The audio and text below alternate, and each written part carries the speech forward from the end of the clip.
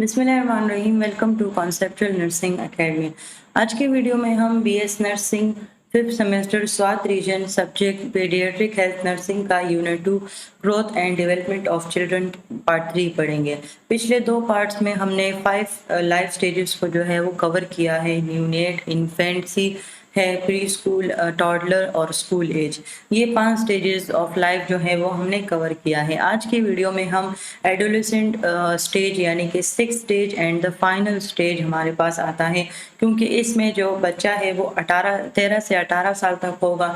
और जो चिल्ड्रन की डेफिनेशन है, जो चाइल्ड की डेफिनेशन है, उसमें है कि हर वो पर्सन जो कि 0 से 18 एज के दरमियान में है, रेंज में है, तो वो चाइल्ड की कैटेगरी में आएगा। तो ये हमारे पास चिल्ड्रन की कैटेगरी का लास्ट स्टेज है, जिसको हम एडोलेसेंट स्टेज कहते हैं।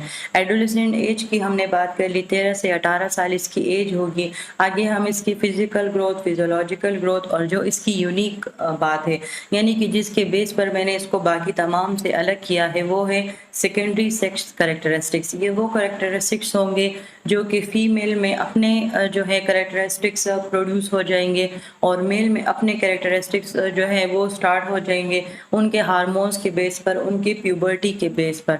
तो इस बीच में जो है उनके जो कैरेक्टरिस्टिक्स हैं वो डिफरेंशिएट हो जाएंगे।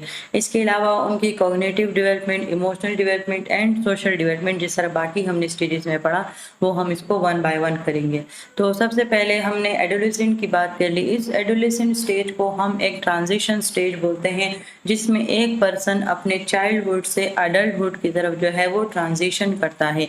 ये हमारे पास मिसाल एक पुल की मिसाल है, जिसके एक सिरे पे चाइल्डहुड है और दूसरे सिरे पे जो है वो अडल्टहुड है। और इसमें जो हमारी ग्रोथ होती है वो बहुत ज़्यादा फास्ट हो जाती है, क्योंकि इसी स्टेज के बाद जो है मेल एंड फीमेल में प्यूबर्टी अकर हो जाती है। फीमेल के अपने कैरेक्टरिस्टिक्स ज़ाहिर हो जाते हैं, मेल के अपने कैरेक्टरिस्टिक्स ज़ाहिर हो जाते हैं। अब इस एज में जो है हाइट भी बहुत ज़्यादा बढ़ जाती है, वेट भी बढ़ता है। डिफरेंट कैरेक्टरिस्टिक्स हम आगे डिटेल से पढ़ेंगे। तो इसमें जो हमारी जो ग्रोथ रेट होती है वो भी बहुत ज़्यादा हाई होती है, क्योंकि इसमें बेसिकली हम अपने बचपन को छोड़कर अडल्टहुड में जो है वो कदम रख रहे होते हैं।